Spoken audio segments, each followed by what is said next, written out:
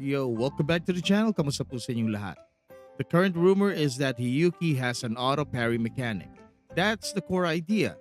Now, if it's real, it changes how she plays in a very practical way. But here's the problem. We are still in pre-beta territory, which means everything you are hearing right now sits somewhere between early implementation and pure speculation.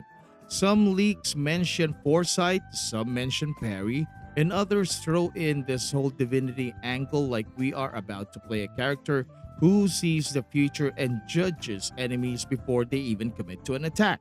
Now, the interesting part is not whether she has a parry, it is what kind of parry we are actually dealing with. Because there are two very different directions this could go. The first one is the simple version. Enemy attacks, Hiyuki automatically parries, no timing needed, no inputs, no risk.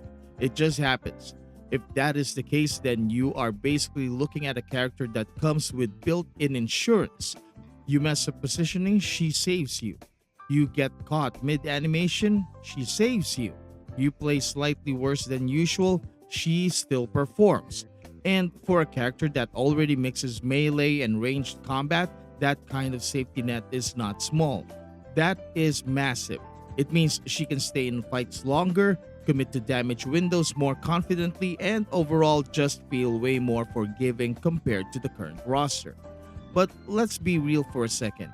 That kind of mechanic is way too generous to just hand out for free, which brings us to the second possibility. The parry exists, but it is gated. And if you have been around gacha games long enough, you already know how this usually goes. The strongest part of a kit is almost never available all the time. It is either locked behind an enhanced state, tied to a resource bar, or casually sitting behind a sequence upgrade that conveniently costs your savings. So, the more realistic scenario is that Hiyuki's parry only activates under specific conditions, most likely during her enhanced or what people are calling her frozen form.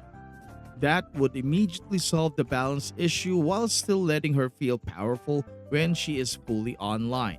And honestly, that design makes a lot more sense because now the parry is not just free defense, it becomes part of a cycle. You build towards it, you activate it, and during that window, you become significantly harder to punish. Then there is the possibility that one of her sequences unlocks that parry outside of the enhanced state. And if that happens, then we all know exactly what is going on. That is not even subtle anymore. That is just classic gacha design where quality of life suddenly becomes a premium paid feature. But let's face it, devs rarely if ever make sense. Hiyuki is tied to the anniversary, which is when the game pushes hardest for new players. If that is the goal, then locking auto parry behind an enhanced state or sequences works against it. New players benefit from simple, forgiving mechanics. An always available parry would lower the barrier to entry and make combat feel easier to learn. From a retention and revenue standpoint, that approach is actually more sustainable in the long run. Now, let's talk about the time manipulation angle because this is where things start to get really interesting. Some of the leaks suggest that Hiyuki has a slow time effect tied into her combat, not just freezing enemies through glacial shaft, but actually creating moments where she can anticipate attacks before they fully happen. So if this is true, then her kit is not just about freezing enemies in place, it's about controlling the pace of the fight itself. And that changes everything. Because once you introduce time manipulation into a kit, you are no longer just reacting to enemies. You are dictating how those interactions even play out.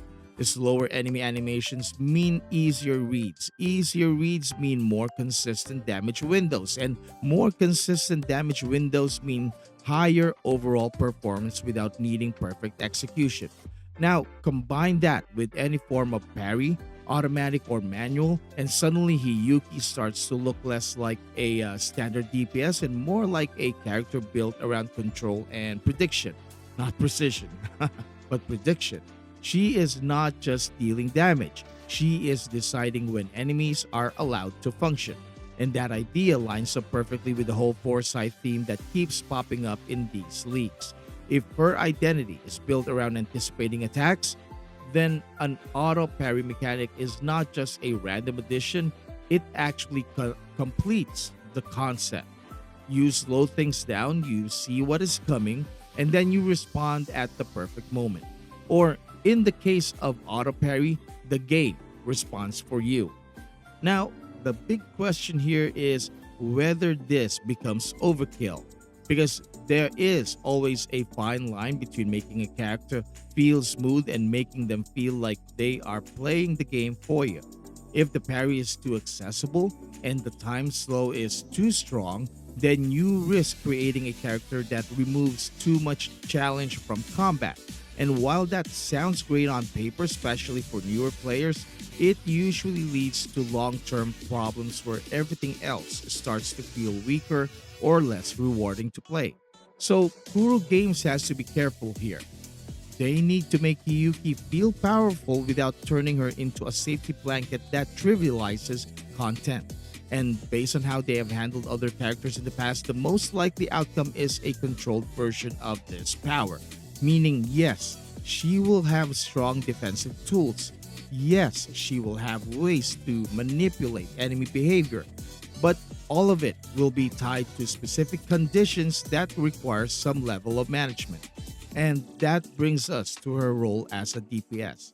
If even half of these mechanics are real, Hiyuki is shaping up to be one of the more self sufficient damage dealers we have seen.